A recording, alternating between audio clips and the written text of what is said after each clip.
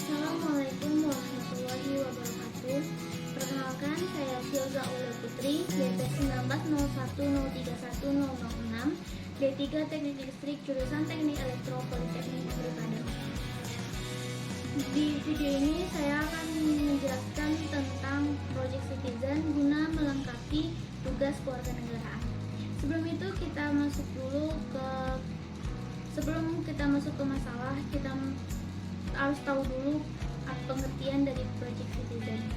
Menurut Budimansyah, Project Citizen adalah satu instructional treatment yang berbasis masalah untuk mengembangkan pengetahuan, kecakapan, dan watak kewarganegaraan demokratis yang memungkinkan dan mendorong keikutsertaan dalam pemerintahan dan masyarakat sipil. Tujuan Project Citizen adalah memotivasi dan memberdayakan para siswa dalam menggunakan hak dan tanggung jawab kewarganegaraan yang demokratis melalui penelitian yang intensif mengenai masalah kebijakan publik di sekolah atau di masyarakat tempat mereka berinteraksi.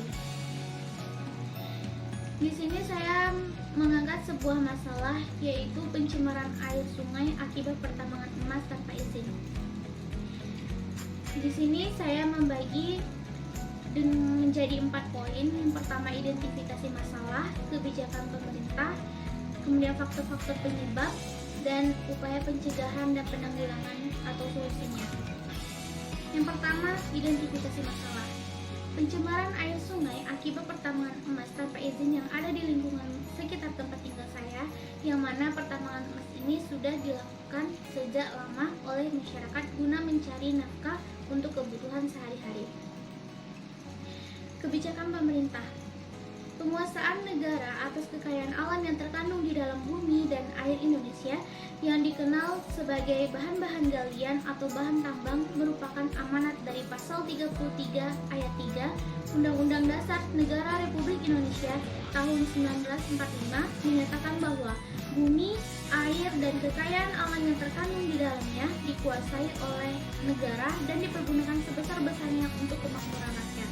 Tujuan penguasaan negara terhadap objek di atas adalah sebagai langkah antisipasi untuk menghindari penggunaan semua potensi itu sebagai alat penindasan dan penyesakan terhadap orang lain.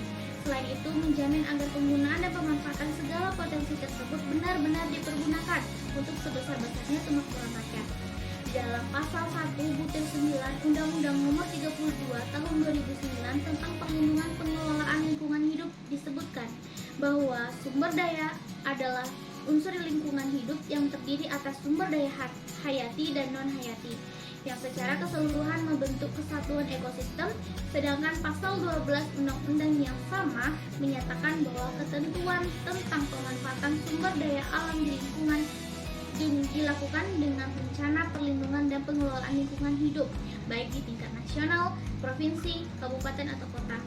Pasal tersebut menjelaskan bahwa jenis sumber daya alam meliputi sumber daya alam hayati dan non-hayati, seperti ketentuan tentang air, tanah, udara, dan bahan galian, bentang alam, formasi geologis, atau perwujudan proses alam yang sangat indah yang penting untuk ilmu pengetahuan. Sungai sebagai sumber air merupakan salah satu sumber daya alam yang berfungsi serbaguna bagi kehidupan dan penghidupan makhluk hidup. Air merupakan segalanya bagi kehidupan yang fungsinya tidak dapat digantikan dengan zat atau benda lainnya. Namun dapat pula sebaliknya, apabila air tidak dijaga nilainya akan sangat membahayakan dalam kehidupan. Maka sungai, sebagaimana dimaksud, harus berada pada kondisi dilindungi dan dijaga kelestariannya, ditingkatkan fungsi dan pemanfaatannya, serta pengendalian daya rusaknya terhadap lingkungan. Air atau sungai dapat merupakan sumber malapetaka bila tidak dijaga, baik dari segi pemanfaatan maupun pengamanannya. Misalnya, dengan tercemarnya air oleh zat-zat kimia selain mematikan kehidupan yang ada di sekitarnya, juga merusak lingkungan, dan apabila dari segi pengamanan tidak dilakukan pengawasan, dapat mengakibatkan banjir, tanah longsor, dan sebagainya. Yang ketiga, faktor-faktor penyebab terjadinya penambangan emas tanpa izin dan pencemaran air ini. Yang pertama yaitu tradisi. Masyarakat tradisional, khususnya di daerah aliran sungai, sebagian besar berdomisili di pinggir-pinggir sungai yang mengandalkan mata pencaharian serta kegiatan hidupnya pada sungai. antara lain untuk kegiatan mencuci, mandi, masak, menangkap ikan, bahkan melakukan kegiatan penambangan emas. Mereka menganggap bahwa semuanya itu merupakan hak milik mereka dan merupakan hak bagi mereka untuk melakukan kegiatan dalam bentuk apapun serta menguasainya. Yang kedua, wilayah penambangan rakyat kosong. Sampai saat ini di daerah aliran sungai belum ada wilayah pertambangan rakyat yang ditetapkan untuk masyarakat melakukan kegiatan penambangan emas. Yang ketiga, multikrisis. Adanya perkembangan zaman baik melalui televisi dan media elektronik lainnya, sehingga menyebabkan keingintahuan masyarakat akan suatu hal yang baru menuntut mereka untuk dapat meraih dan memperolehnya. Yang keempat, sempitnya lapangan kerja.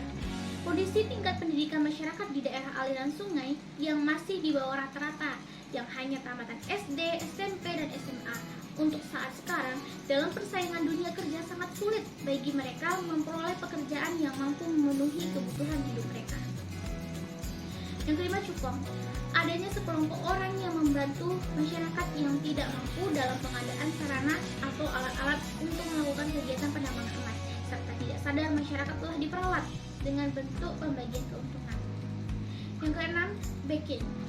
Adanya pihak-pihak tertentu atau sekelompok orang yang melindungi kegiatan penambangan tanpa izin dengan jaminan keamanan dan penyediaan peralatan serta pembelian hasil penambangan emas.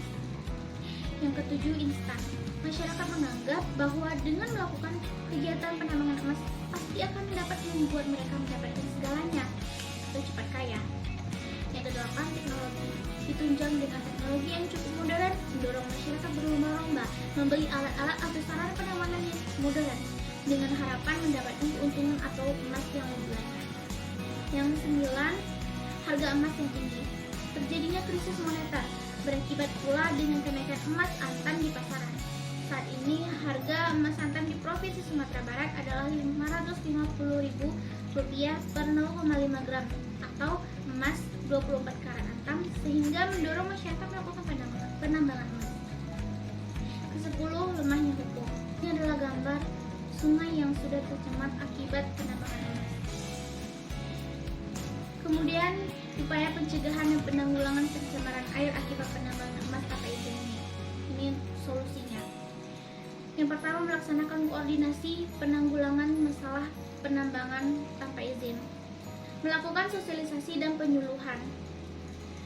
Melaksanakan kegiatan keamanan dan ketertiban masyarakat di permukiman lokasi kegiatan penambangan emas tanpa izin yang dilakukan oleh pihak Polres dan Polsek.